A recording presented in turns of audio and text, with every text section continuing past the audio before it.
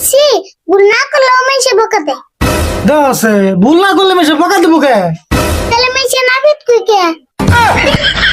ও এটার পয়সা তো নেই, এটা ফিরতে কেটে দিছি।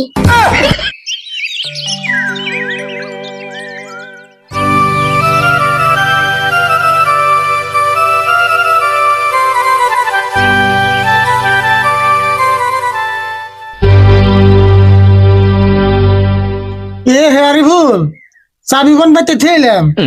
আচ্ছা শুন, তুইও তো মনে করলি না চাবির কথা।